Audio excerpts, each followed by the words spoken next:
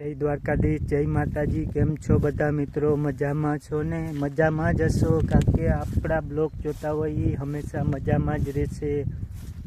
તો આજ આપણે 15-20 દિવસથી વાડી આવ્યા નહોતા, આજ પાછા ફરી એક ફરે વાડી ચક્કર મારવા આવ્યા છીએ। અને આમ કાંક શેઠાણી બોલાવે છે, કાંક બકાલું ઉતારવાને, તો ચાલો આપણે જઈએ એની કોર બકાલું ઉતારવા લાગીએ। નકર સાંજના પછી વ્યારુઈ પણ બનાવીને નહીં દે। ચાલો આપણે ફરી હમણાં ખાતા આવી।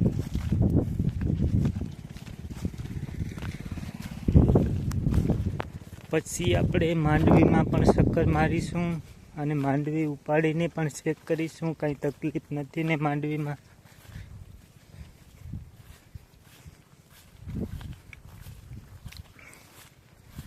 તો શું કામ બચકે છે અમને? અમારું શું કામ પડી આવ્યું છે? બકાલું ઉતારવા। ઓ, બકાલું ઉતારવા। ભીંડા હે, આ ભીંડા ઉતાર લ્યો, હું ગુવાર ઉતાર લઉં। જો નહીં હો, આ ભીંડા ને હું ઉતારું, એના કાંટા સટક। જો આમાં ગુવાર થઈ ગયો સરસ। તો વાગડ ગુવાર પણ થઈ ગયો છે અને દેશી ગુવાર પણ હશે, જોવા જઈએ આપણે। તાજું તાજું બકાલું, તાજે તાજું બકાલું। માંડવી તો પાડે।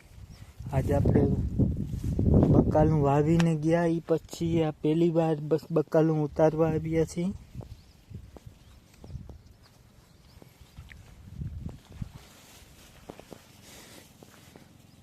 થોડોક વરસાદ વધારે થયો એટલે જરાક બકાલું નબળું પડી ગયું। જાણે કાંઈ દવા પણ ન કરી એટલે ઓછું બકાલું છે। ગુવારમાં પાણી લાગી જાય, ગુવારમાં બહુ હા જો રે, દેશી ગુવારમાં ક્યાં ગુવાર? પાણી દેશી ગુવારમાં બહુ લાગે।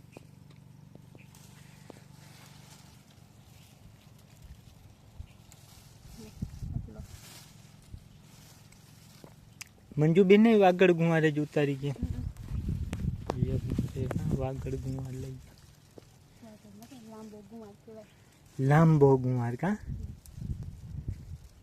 મને તો વાગડ જ આવડે। ચાલો તો આપણે એક બે માંડવીને ઝાડવું ઉપાડીને પણ ચેક કરી લઈએ કેવીક માંડવી છે। આપણે ગુવાર તો ઉતાર લીધો, હવે માંડવીને ઝાડવા થોડાક ઉપાડી તો લીલી માંડવીના ઓરા ખાવા હતું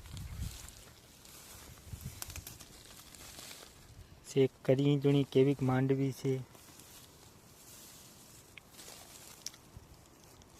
હજી માંડવી નાનકડી એ બહુ નીકળે, બીબડા વધારે।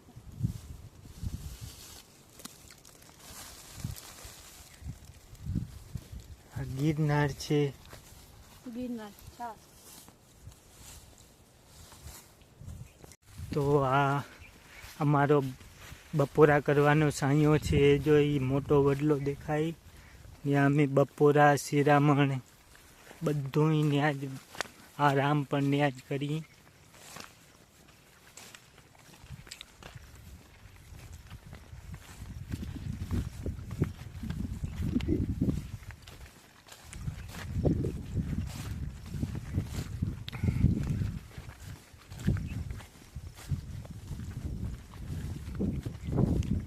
ઘણો સમય પછી પાછા વાડી આવ્યા તે આનંદ પણ એવો આવે છે વાડીનો નજારો જોઈને।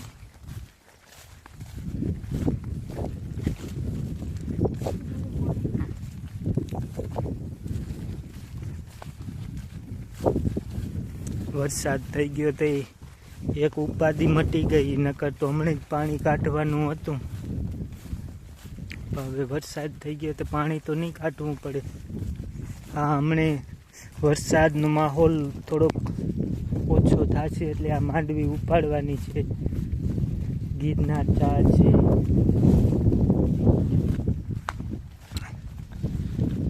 હા અમારા બપોરા કરવાનો સાંયો આવી ગયો વડલો।